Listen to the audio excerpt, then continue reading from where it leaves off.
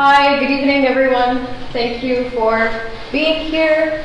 I'd like to start off by thanking Robtel for being here and generously agreeing to give us this talk, as well as the GDI, the Global Development Institute, and the GPE cluster and the Department of Politics for co-organizing this and also publicizing it.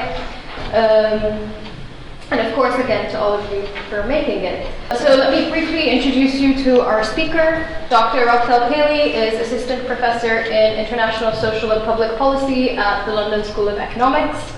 She is a Liberian scholar activist working at the intersection of critical African studies, critical development studies, and critical race studies, looking at how structural transformation is conceived and contested by local, national, and transnational actors from crisis-affected regions in the so-called Global South.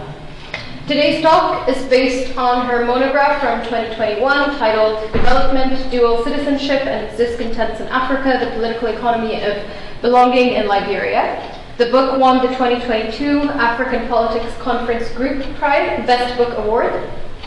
And she's also currently working on another book project entitled Africa's Negro Republics, examining how slavery, colonialism, and neoliberalism in the 19th, 20th, and 21st centuries have shaped the adoption and maintenance of clauses barring non-Black people from obtaining citizenship in both Liberia and Sierra Leone. She has bachelor degrees in African Studies and English Literature from Howard University, a Master's of Science in African Studies from the University of Oxford, and a PhD in Development Studies from SOAS in London. So if you will join me in warmly welcoming her.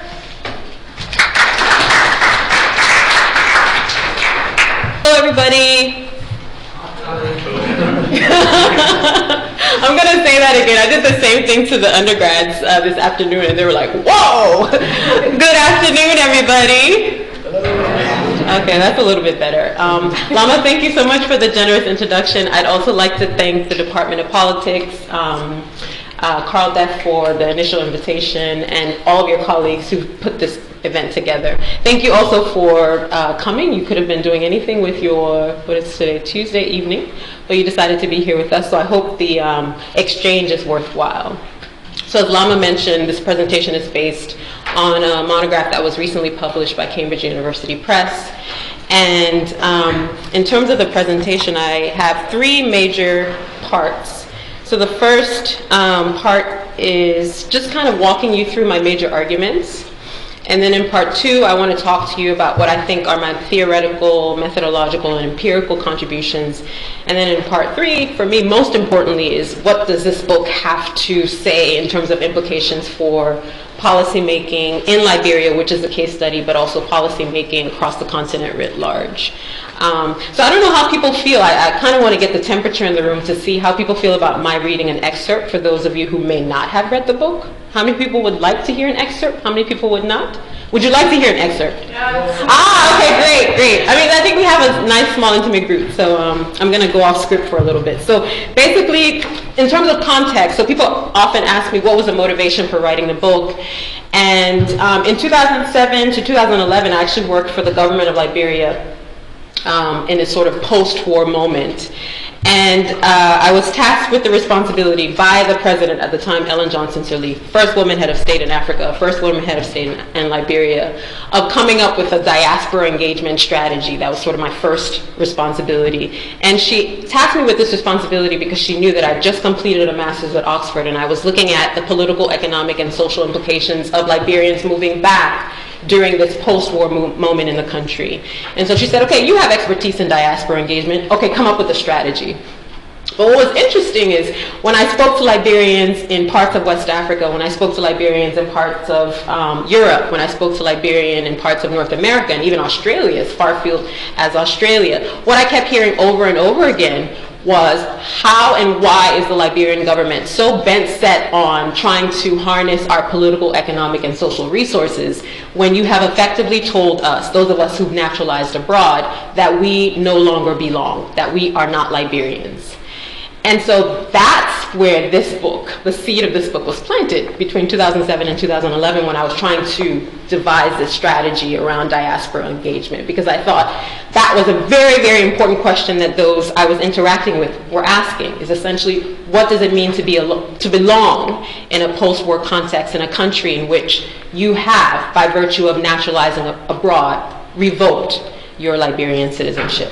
So there's an excerpt that I want to read from the first chapter, which is entitled Methodological, Theoretical, and Biographical Reflections. And I like reading this excerpt because in many respects, it encapsulates the sort of tenor of the book and what I'm trying to achieve. So it begins as such.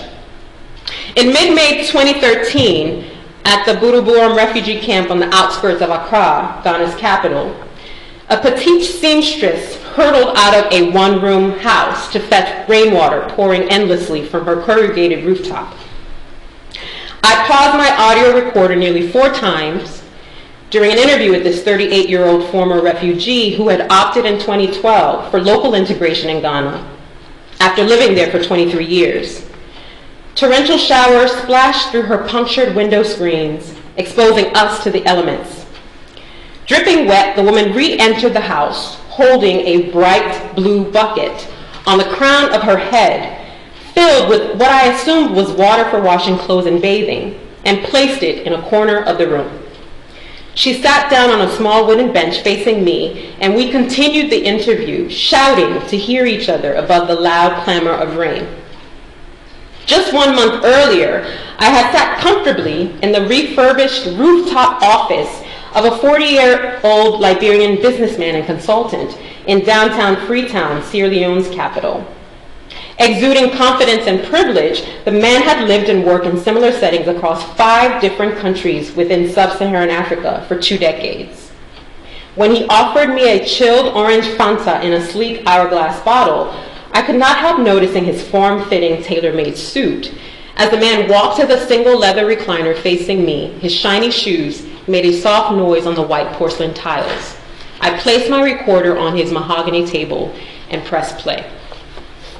So maybe that gives you a bit of a feel of the book. So essentially the book is a series of vignettes. So I start each chapter with a story, with a narrative, with an anecdote, with a vignette from the interviews that I conducted with Liberians in 5 different countries, 5 different cities, 3 different continents. So it's about 200 plus interviewees. And I talk a bit about that when I talk about the methodological foundations of the book. But essentially, for me, what this book is really about is about continuities as well as discontinuities about what does it mean to be a Liberian in a post-war context, and most importantly, how does that conceptualization of Liberian citizenship impact people's development practices. So in essence, the book is very much about a contrast between the powerful and the powerless. It's a book of contrast between the poor and the prosperous. So you see that very much emblematic in the story of the woman refugee in the refugee camp in Accra versus the businessman consultant in Freetown, Sierra Leone. It's a book about contrast between citizens and non-citizens. It's a book about contrast between those who might be diasporic and those who might be domestic. It essentially is a book about continuities as well as discontinuities. So without much ado, I'll move on to what I think are my major arguments. So what's interesting about Liberia is, how many people are familiar with the history of Liberia? Just from a show of hands. A few of you? Okay. So what's interesting about the case study of Liberia is that Liberia was Africa's first republic, right? And as a result, in many respects, it's a country that was the first country in the continent of Africa to devise legal norms around membership, around citizenship, around belonging. So that's what I want you to think about when you're thinking about the analysis here. The other thing to think about is this book is really the first study that investigates domestic as well as diasporic constructions and practices of a Liberian citizenship across space and time. I take a sort of historical view about what did it mean to be a citizen in the 19th century and what does it mean to be a citizen now. So more than just those conceptualizations of Liberian citizenship across space and time and those practices of Liberian citizenship across space and time, but mostly what is the question that I'm trying to answer is what are the implications, the myriad implications of all of this for processes of development? or the implications for development. And so in the book, I'm very clear about positioning myself as a critical development studies scholar. So critical development studies scholars are very interested in defining development in very expansive terms. So we don't think only of development as the sort of single-minded pursuit of free market capitalism. We're not really thinking about development in terms of the single-minded pursuit of economic growth, and certainly not thinking about development as explicitly about privileging Western whiteness and modernity. Critical development studies scholars are very interested in defining development in terms of how people's experiences of poverty, power, progress, and privilege are constantly mediated to affect broader processes of political, economic, and social change. And so this is what I do. And what I do is I use a bill that was introduced in Liberia in 2008, a dual citizenship bill that was introduced in Liberia in 2008 that effectively lingered in legislative limbo for 10 years. So between 2008 and 2018, the bill was never passed. And it's because of these processes of contestation around what does it mean to be a citizen of a post-war country, what does it mean to belong, and then what does it mean to practice development, practice citizenship in very concrete terms. So there are three major arguments that I try to make throughout the book. The first is, while mid-19th century Liberian citizenship to mid-20th century Liberian citizenship was largely passive and constructed from above by a hegemonic state, mid-20th century Liberian citizenship onwards has largely been active and reconstructed by citizens themselves, largely through processes of protest and even political upheaval. I always forget to mention this, but as a sort of preface, I forgot to say that even though this bill lingered in legislative limbo from 2008 to 2018, Liberia did eventually pass a dual citizenship bill that I think is more progressive than the initial one last July. So it's no longer an outlier in the context of West Africa or even the continent writ large. But when I was writing the book, the bill or the law, the new law had not been passed. So that's, forgot to mention that earlier. So in terms of these arguments around what citizenship looked like in the 19th century, what does it look like now? For me, there are three major historical as well as contemporary factors that have had an impact on the configuration as well as the reconfiguration of Liberian citizenship that explain why you have these contestations around dual citizenship in the 21st century. So the three historical as well as contemporary factors that I focus on are conflict, migration, and post-war recovery. And each of these historical and contemporary factors has a chapter, thematic chapter, that's dedicated to sort of exploring why the configuration of citizenship and the reconfiguration of citizenship through the lens of conflict, through the lens of migration, and through the lens of post-war recovery. So let's take the example of migration. What's interesting to me, and I try to explore this throughout the book, is that when Liberia was established in 1847, it was considered a country of relative immigration, IMMI. And the reason it was considered a country of relative immigration is because large numbers of black migrants traveled to Liberia seeking refuge.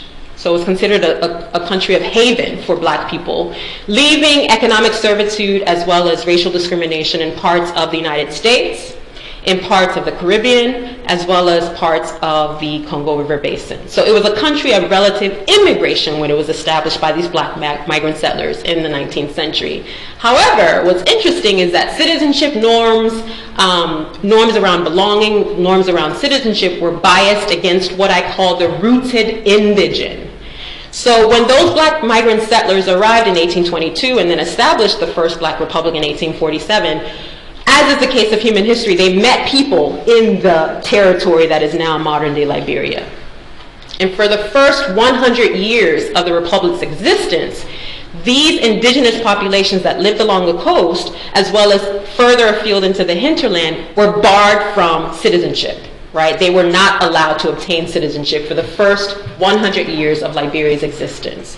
So, country of relative immigration in the 19th century, but citizenship norms, rules, and regulations are biased against rooted indigent populations. If you look at the 21st century kind of manifestation of citizenship in Liberia, you can say that now Liberia is considered a country of relative emigration.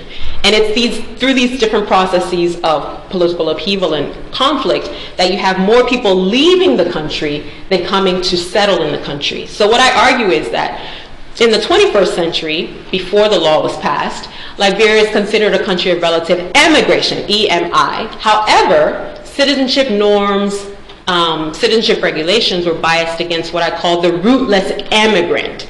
So those Liberians who lived in Liberia, perhaps left during the war, before the war, after the war, and naturalized abroad, as I mentioned earlier, automatically revoked their Liberian citizenship by virtue of naturalization. What's also interesting is that those Liberians who were not necessarily born in the country but have Liberian ancestry, in the law, before this new law was passed, they had to declare at the age of majority, effectively the age of 21, whether they wanted to maintain their jus soli foreign citizenship, so their foreign citizenship by birth, or their jus sanguinis Liberian citizenship by ancestry. So to a certain extent, legal norms around citizenship, membership, and belonging were also biased against these rootless immigrants, Liberian citizens by ancestry. Now this isn't really surprising because scholars like Mamu Mamdani, scholars like Bronwyn Mambi, a colleague of mine at the LSE, have argued that countries in Africa that is, that have experienced the highest levels of colonial era migration are the countries that have the most contested forms of citizenship, right? And although Liberia wasn't colonized by European powers, it did experience heightened levels of colonial era migration. And I'm speaking specifically about these migrants, black migrants who came from the Caribbean, the Congo River Basin, as well as the United States. The second argument that I make is that the 21st century kind of impasse or gridlock on dual citizenship before the law was passed in July of last year is really emblematic of these enduring struggles over citizenship across space and time. Again, looking at that sort of historical trajectory of citizenship in Liberia. As of June 2022, before the new dual citizenship law was passed in Liberia, there were 7 countries, Liberia included, who could be considered outliers because the vast majority of countries in the continent of Africa in the past 30 or 40 years have liberalized their citizenship norms to embrace multiple forms of citizenship or double citizenship, dual nationality. At the time of writing the book, there were 6 other countries. So Cameroon, that prohibited dual citizenship, that is. Cameroon, Democratic Republic of the Congo, Equatorial Guinea, Eritrea, Ethiopia, and Tanzania. And if anyone's familiar with the context of these specific countries, maybe we can have a conversation about why these countries continue to prohibit dual citizenship. So Liberia did forego its outlier status in that respect last July, but before, it was one of these countries that prohibited dual citizenship. The third argument that I make is that domestic, as well as diasporic constructions and practices of citizenship, how domestic and diasporic Liberians interpret citizenship or interpret the ramifications of dual citizenship legislation, actually it differs based on what the development sociologist Norman Long calls their life worlds, so lived experiences, as well as their social locations, so effectively their socioeconomic backgrounds. And when I was speaking to Liberians in the country, as well as Liberians outside of the country, obviously these groups are not monoliths, but what I kept hearing over and over and over again, especially amongst Liberians in the country, many of whom had never left the country, whether before, during, or after the armed conflict. What I kept hearing over and over again is, before the law was passed, that dual citizenship represented for them a zero-sum game. It represented for them a conduit for privileging an already privileged group of transnational actors, seemingly privileged group of transnational actors, because we all know that diasporas and transnational actors are not, they're not homogenous, right? There's some poor diasporas, just as there are prosperous diasporas and prosperous transnational actors. But these Liberians that I spoke to in the country viewed Liberians who live abroad as seemingly already privileged. So effectively, if you open up the citizenship laws to enable these people to become both Liberian citizens and American citizens, or UK citizens and Liberian citizens, it would infringe upon their already very limited access to political, economic, and social rights. So they viewed dual citizenship as a development disenabler.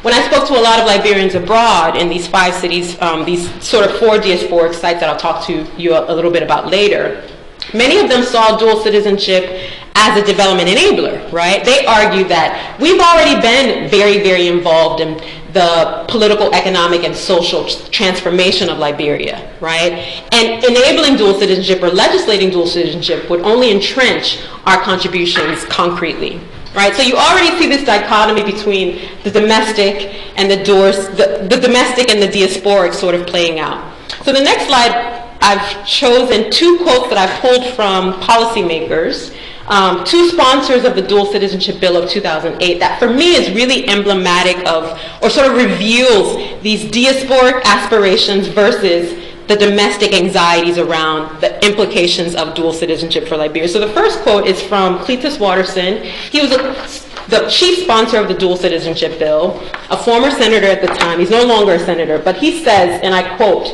"A lot of them," he means Liberians abroad, "had to change their lifestyle, accept the dictates from a strange country for survival. In some countries, it meant you had to become a citizen of that country to enjoy the benefits, right, the privileges therein of citizenship. But in taking that involuntary stance, it qualified them for disqualification of their citizenships in their own country, Liberia, which I believe is unfair." So for me, this quote is very emblematic of the diasporic aspirations, right? That part of the coin of the dichotomy. The second quote is from Jewel Howard Taylor, co-sponsor of the Dual Citizenship Bill of 2008. She's also now vice president of Liberia. So I was really chuffed when I found out. You guys say chuffed here, right? I was really chuffed when I found out when she won the vice presidency, because I thought to myself, hey, I interviewed her when she was a senator at the time. And she says, and I quote, "Liberians here," she means in Liberia, "a lot of them are not working. They're unemployed and they feel as if Liberians coming from the diaspora who have had all of these opportunities," again, rhetoric versus reality, "want to come and take their space." And for me, it goes beyond just those who are seemingly unemployed, right? I talked about that dichotomy between the poor and the prosperous. There were a lot of Liberians who were doing relatively well socioeconomically that I spoke to, who were staunchly, viscerally opposed to dual citizenship, right? So what does it mean for them in terms of their own positionality, their socioeconomic positionality, that makes them so anxiety prone as it relates to the possible legislating of dual citizenship? The other thing that I try to do is to present a sort of critical framing of citizenship. And I think of citizenship, as does a number of sociological scholars who work on citizenship, as a continuum of both inclusion as well as exclusion. A lot of scholars have also talked about the fact that citizenship is multi-layered. It's differentiated by a number of different social qualifiers such as class, such as gender, such as race, such as ethnicity, such as ability. The list goes on and on and on. And what's interesting about Liberia, there are two interesting case studies in terms of how it's multi-layered and differentiated. So before the dual citizenship bill was passed in Liberia in 2022, Liberian citizen women could not pass on citizenship to their children born abroad, right? If the father of that child was a non-Liberian citizen. So you already see the sort of very, in many respects, sexist underpinnings of the former law that basically said Liberian women are not allowed to pass on citizenship to their children born abroad. Now, this isn't unique to Liberia. A lot of citizenship laws across the globe have the same kind of undertones. I'm doing a lot of work on Lebanon at the moment, and you may or may not be familiar with Lebanese nationality laws, but Lebanon doesn't even allow Lebanese women to pass on citizenship to their children at all, whether those children are born abroad to non-Lebanese citizen fathers, or if they're born in Lebanon to Lebanese citizen fathers. So it's not unique to Liberia that this particular law existed, but it's incredibly, incredibly multi-layered and differentiated by gender. Another peculiar element of the the Liberian citizenship architecture is, and I spoke to some students about this earlier today, and I was super fascinated about it. This is the subject of my new book, Africa's Negro Republics. So Liberia is one of two countries in Africa, Sierra Leone is the other, that has an explicit race-based clause, a clause that I'm calling the Negro Clause. And that Negro Clause effectively states that only people of Negro, African, Black descent can obtain Liberian citizenship, whether that's by birth or by naturalization. So the question that a lot of people want to find out is, why does this Negro clause, why has it maintained and endured itself, right? So when Liberia was established in 1847, I mentioned earlier that those who established Liberia were free black people. In subsequent years, formerly enslaved peoples were also given their freedom in exchange for leaving the United States, in exchange for leaving the Caribbean. So when they established Liberia, they thought of it as a safe haven for black people. Most importantly, though, they thought of it as a site where black people would be the sole owners of the means of production. And that really means, in the case of Liberia, land. Right? So they didn't want non-black people to be able to own land in Liberia. And what they did was they inextricably tied citizenship to land ownership. So as it obtains now, if you are not a citizen of Liberia, you cannot own land. And it has all kinds of implications for investments, so forth and so on. Right? So Liberian citizenship differentiated by race, differentiated by gender, and all these other social qualifiers that we can think about. But I also present a critical framing of development. And as I mentioned earlier, I think of myself as a critical development studies scholar. And what I argue throughout the book is that in many respects, you can think of development as about amelioration, so progress, moving forward, betterment. But you can also think about development as degeneration, regression, moving back, depending on what side of the spectrum you sit on. Depending on if you're in a particular development ecosystem, what a particular development project might mean for you, right? And your particular positionality. So development for me is both about amelioration, it's also about degeneration. And then sort of relatedly, I, in the book, try to sort of interrogate this presumed symbiotic relationship between development and dual citizenship. So a lot of people will argue that dual citizenship then leads to development. There's this sort of correlation. But in the case study of Liberia, in the interviews that I did over and over again in these 5 field sites, I kept hearing over and over and over again that that is not a truism, that in many respects dual citizenship as a development enabler is something that's viscerally contested. And it's also viscerally contested in the scholarly literature. So in terms of the critiques of dual citizenship, a number of scholars have argued that dual citizenship for them is about extending rights without necessarily extracting responsibilities. There's a scholar, a legal scholar by the name of Peter J. Spiro in the United States who talks about dual citizenship as citizenship a la carte. So basically you have all these menu of privileges and you just choose from them. Okay, I want this right, I want this right, I want this right, I want this right, but nothing is actually ever required of you. You're not required to pay taxes in some respects, in some legal regimes. You're not required to serve in the military in some legal regimes. It's all about the privileges and sort of claiming rights without necessarily, again, giving responsibilities or fulfilling responsibilities. 15 minutes. Oh my goodness. Wow. Okay, I'll try to speed through it. The other thing I try to do is, another scholar talks about the fact that there is no correlation between enacting dual citizenship and increased contributions, economic, social, political contributions by nationals abroad. Whoa, it's really only 15 minutes? Okay, I've got to soldier through. The other thing that I try to do is, okay, thank you. I try to center the domestic citizen practices of Liberians in the country is really key to socioeconomic change. And the reason I do this is because I think there's a large literature on diasporas and development specifically that tends to center the citizenship claims of immigrants solely, and I find it to be a real travesty in the literature. So for me, it's about challenging that part of the literature.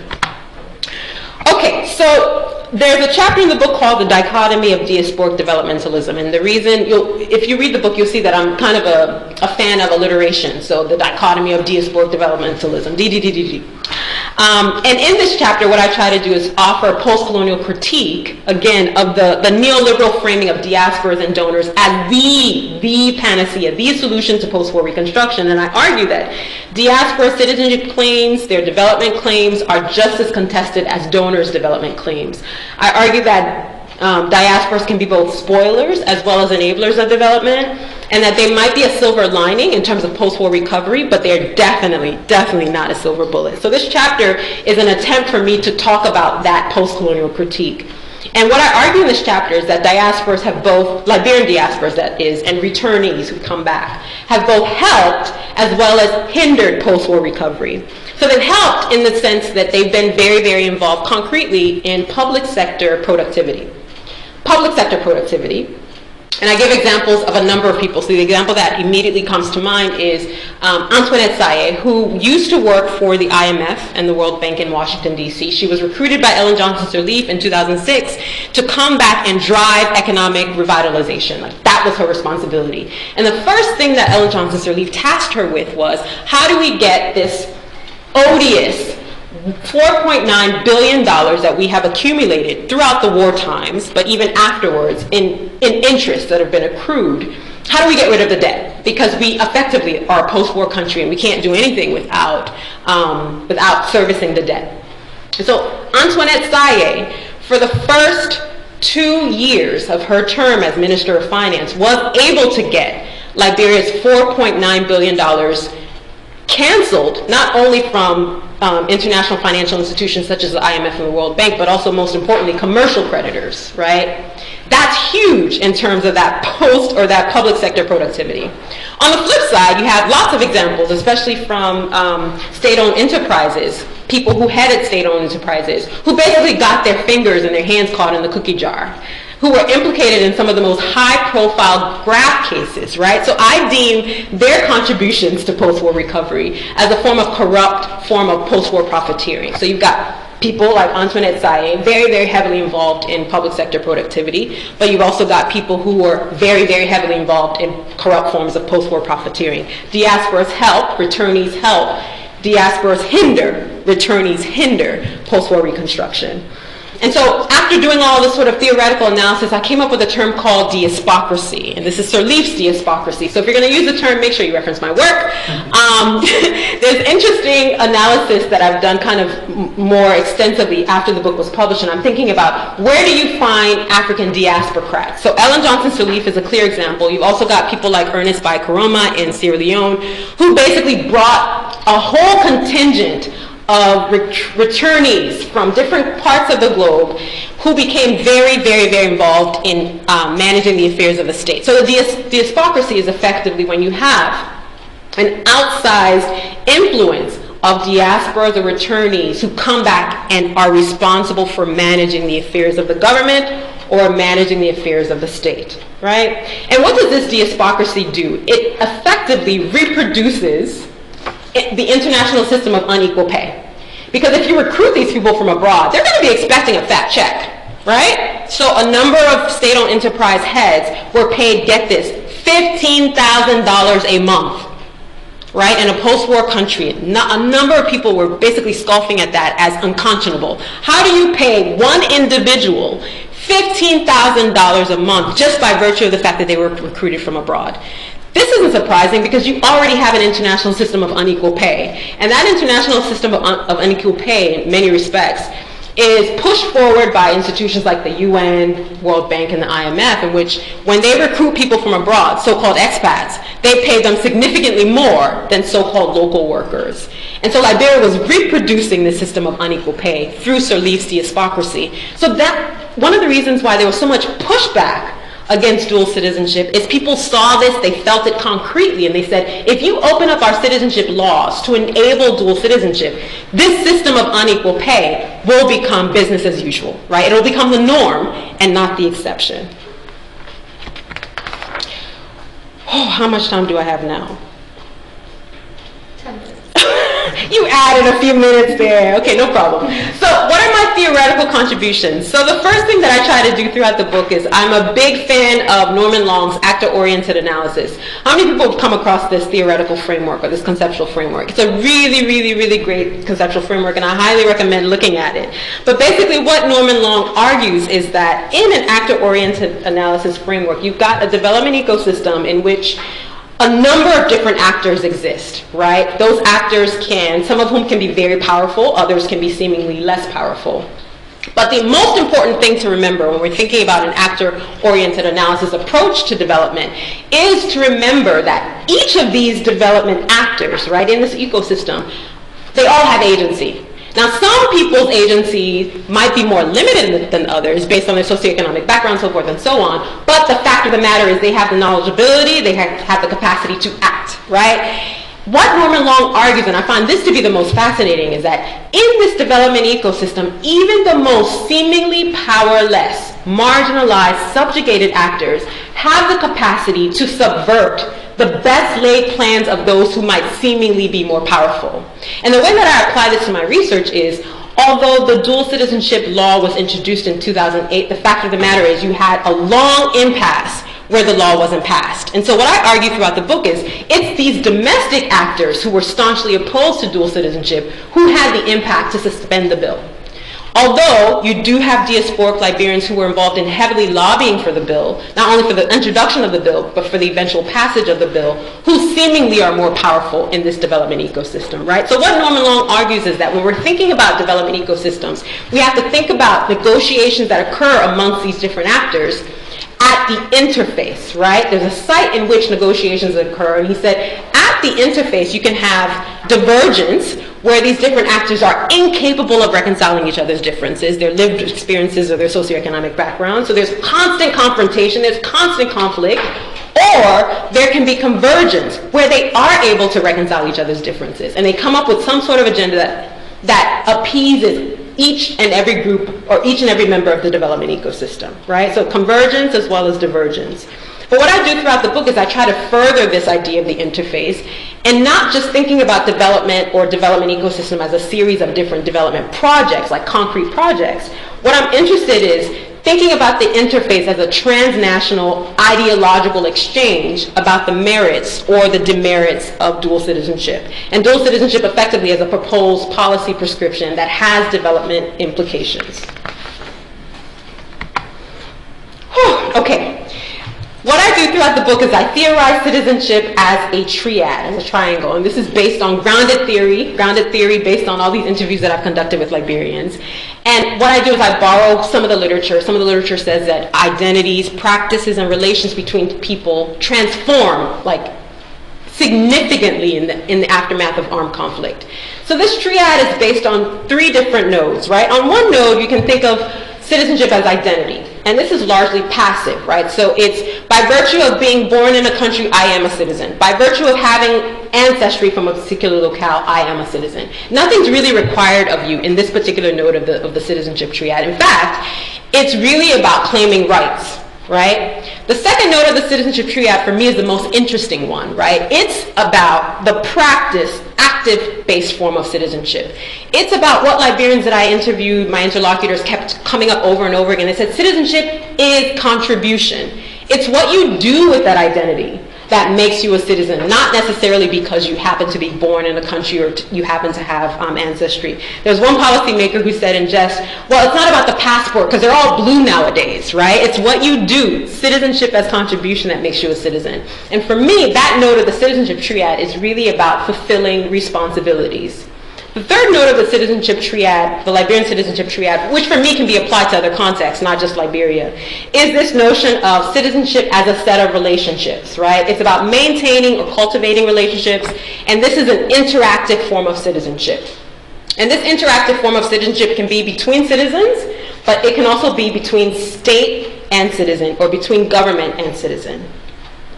And so, in addition to this triad, I also theorize citizenship as a political economy of belonging. That's the subtitle of the book. And this effectively means that socio-economic transformation, it depends on this exchange between the provision of privileges and protections, what we might deem as rights, in exchange for the fulfillment of duties and responsibilities, what we might think about as obligations. And then last but certainly not least, I theorize citizenship from the perspective of a post-war African country of emigration. And I do this quite intentionally because I'm interested in expanding the contours of the general citizenship literature, which I find to be quite Eurocentric and abstract. So this book is about making citizenship Afrocentric, but also concrete. Okay, just a few more slides, I promise. I forgot, reading through the book took up some of the time. Okay, my methodological and empirical contribution. So I mentioned earlier that the book is based on multi-sided fieldwork, 200 plus interviews that I did with Liberians, primarily Liberian actors in the capitals of Liberia, so Monrovia, Sierra Leone, Freetown, Ghana, Accra, UK, London, and then United States, Washington, D.C. Because I was really fascinated by Saskia Sassen's work on the global city, in which she argues that urban centers are the sites in which citizenship is most viscerally contested. Now, a lot of people have said to me, well, your book is it has an urban bias, but it was an intentional urban bias. Like, I'm very, very cognizant of that, and I know perhaps if I'd interviewed Liberians in rural locales across these different countries, perhaps my findings might be slightly different. But I wanted to test this hypothesis that citizenship is most viscerally contested in urban centers, and that's why I did the interviews in capital cities. So the book has extensive comparative analysis. I'm very interested in comparing, contrasting the experience of what I call homelanders, those Liberians who may never have left the country or left for very short periods of time, comparing, contrasting their understandings or conceptualizations and practices of citizenship with those who did leave and now have come back to the country as returnees. I'm interested in the book in comparing, contrasting executive level policymakers and their conceptualizations of citizenship with those who are legislative policymakers.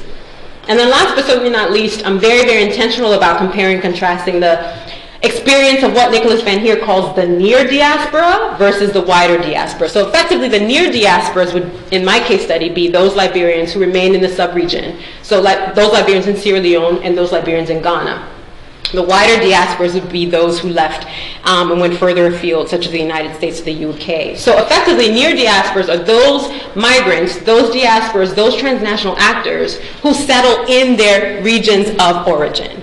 And it was important for me to do this because quite often when we're thinking about the literature on African migrations, there's often an assumption, especially in the public discourse, about the fact that the assumption is that most Africans leave the continent of Africa. Now, there have been numerous studies, the most recent one by the UN Economic Commission for Africa, in which they discovered that 85% of African migration is intra-African migration. So most Africans are not clamoring necessarily to get on rickety boats and make it across the Mediterranean. Most of them are traveling and migrating and settling in their regions of origin. So West Africans tend to stay in West Africa, Southern Africans tend to stay in Southern Africa, so forth and so on. So I wanted to challenge that myth that Africans leave their continent in droves by comparing and contrasting these near versus wider diasporas.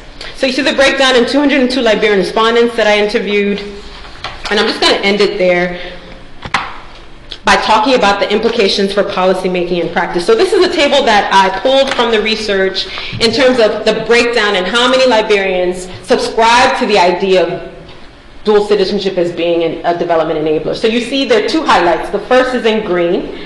And although I've been talking a lot about dichotomies and discontinuities and binaries, the fact of the matter is, in my respondent pool, 61% of Liberians I interviewed in these various locales saw dual citizenship in principle as a development enabler, right? So 61% in support of dual citizenship in principle. But if you look at what's highlighted in red, you see that 18% of those are also viscerally opposed to dual citizenship. Now, where is the vast majority of those people, the 18%? Where? Liberia. In Liberia, right? Although the study is very small, you think of 200 people as not a large respondent pool. Yeah, the book was intended to be exploratory, not representative. But what I did was, I was able to get Afrobarometer survey data from 2012 and 2018 in which questions were explicitly stated or asked of people about citizenship. And one of the questions was around dual citizenship. So should someone who leaves the country and naturalizes abroad be able to retain their Liberian citizenship? The answer in both 2012 Afrobarometer survey data as well as the 2018 Afrobarometer survey data, 2/3 of those rejected dual citizenship, right? So for me, it's really interesting to kind of corroborate my small qualitative exploratory study and this large data set of Afrobarometer surveys from 2012 and 2018 to see that, yes, for the vast majority of those in the country, dual citizenship elicits a lot of anxiety, right, for a number of different reasons. However, there are more and more Liberians kind of warming up to the idea of dual citizenship, even though there is contestation, visceral contestation in the country. So I'll give a quick example and then I'll wrap up in the last slide. So Liberia had a national referendum in 2020. And there were 8 referendum propositions. The first referendum proposition was on dual citizenship. So should Liberia legislate dual citizenship, yes or no? Now, although the proposition, in fact, none of the propositions garnered the 2/3 majority to change any sort of constitutional norms, And the dual citizenship bill obviously was one of those propositions that didn't garner the 2/3 majority. However, what I see throughout these results is very, very emblematic of some of the hypotheses that I had in the book. So this referendum happened long after the book was finalized, and it was already in press when the referendum came out. What I discovered throughout the referendum results is, even though there were 5 sub-political divisions, so Liberia has 15 sub-political divisions, even though there were 5 sub-political divisions that were very clearly staunchly opposed to dual citizenship, for the most part, the vast majority of people, as far as I'm concerned, are warming up to the idea of dual citizenship at this point. And even in the counties, even in the sub-political divisions where dual citizenship was rejected, the margin was actually very, very, very, very, very close. So in Montserrado County, where the capital Monrovia resides, you see the results right here, kind of superimposed onto the slide. In terms of valid ballots, about 96,000 of those in Montserrado County voted yes for the proposition on dual citizenship. 97,000 voted no. Do you see the margin of error? Just a 1,000-person difference. That, for me, is very, very close, right? If you contrast that to the 2012 and 2018 Afrobarometer survey data, where 2/3 majority said absolutely not, if you look at these results, you start to sort of assume that perhaps the idea of dual citizenship is not as anathema as it had been in 2018 or even in 2012, right? So Liberians, the argument that I'm making is Liberians are warming up to the idea of dual citizenship for a number of different reasons. In 2020, before this proposition came to the public domain, Liberia was the only country in ECOWAS, in the West African sub-region, that prohibited dual citizenship. Again, one of 7 countries across the continent of Africa that prohibited dual citizenship. So there's a sort of transnational tide coming from the continent, coming from the West African sub-region that perhaps does have an influence on Liberians, as well as those diasporic transnational actors who've been lobbying for years and years and years for the legislation of dual citizenship. Okay, I promise this is my next to last slide. So although, yes, there's a warming up to dual citizenship, however, there's always a but, right? So there's a photo on the right, and I need to move this photo because it's a very, very shameless plug.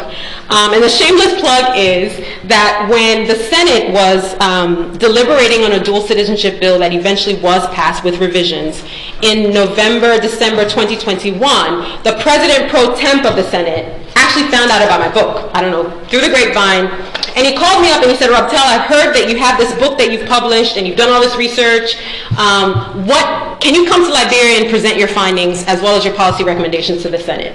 And for me, as a researcher who does policy relevant work, this was huge because how often do you get the president pro temp of your country calling you and asking you to come and do a presentation based on your book? So that's the shameless plug. I did present my findings to the Liberian Senate. One of the things that I've said, or a number of the things that I've said to the Senate is, yes, people are warming up to the idea of dual citizenship. However, given Liberia's history of inequality, the very foundation of the country is based on these citizenship tiers, given the contestation around dual citizenship in the 21st century, we have to take a gradual, phased approach to legislating dual citizenship, keeping in mind these domestic anxieties, right? So I said to them, first of all, you have to reconcile the contradictions between the 1986 Constitution, which is more permissive of dual citizenship, and the 1973 Aliens and Nationality Law, which is prohibitive of dual citizenship. You have to reconcile these laws, right? That's the first thing you have to do. And lo and behold, the actual law that's passed does this reconciliation. The second thing that I tell the Senate is, you have to reform the judiciary. So how do you reform the rule of law processes in Liberia? Because the concerns, the domestic anxieties, for me are sort of foundational to the contestation, right? So a lot of people said, well, you know, we didn't have dual citizenship, and a number of transnational actors flouted Liberian laws by carrying 2 passports, even though it was against the law. So if you legislate dual citizenship, you're effectively opening up a Pandora's box for anybody to flout our laws, right? How do you reform the judiciary to give people a sense of security that their laws will be upheld, and that when people are given the privilege of having dual citizenship, that they won't abuse those privileges, right? The third thing I say to the legislature is, you have to address inequalities. Inequalities around income, inequalities around land access, and inequalities around transitional justice. A number of Liberians who lived abroad during the time of the war were implicated in fueling armed conflict from the comfort of their perches in London. from the comfort of their purchase in Washington, D.C., right? So there's a whole literature on diasporas as conflict actors. And this is definitely a part of the Liberian story, right? So I give them a couple of examples. I said, how do you extend rights while also extracting responsibility? So one of the ways you can do that is enable Liberians who would be dual citizens to vote in national elections, but perhaps you bar them from holding certain, I would say, very, very strategic or even sensitive positions. So Minister of Finance, for instance, or the head of the National Army, right? Those are very, very sensitive positions that have an impact on the economy, but also the security of the country. So perhaps this is what you do, right? And they did. There were certain positions in the final law that's passed that are restricted for would-be dual citizens. The other thing I say to them is, you enable Liberians who would be dual citizens to own land, because that's part and parcel of being a citizen, right? That's a right of being a citizen. But perhaps what you might do is to mitigate that, restrict the number of acreage that a would-be dual citizen might have, and most importantly, ensure that they pay property taxes, right? Just like citizens in the country are required to pay property taxes. So those are some of the recommendations. Some of them were implemented in terms of my suggestion to the Senate. Others were discarded. But the fact of the matter is, they called me and they were interested in what I had to say. So for me, that's a win, right? Last slide, I promise. So on the left-hand side, yes, your left-hand side, there's a photo of the full bill that was passed in July 2022. On the right-hand side is an Al Jazeera piece that was written by a Liberian journalist who does a very, very good job of summarizing 10, 12, 15, 20 years of contestations around dual citizenship to sort of historicize why do we have a bill that was passed and why did it take such a long time. And he does reference my research and quotes me in this. So another shameless plug.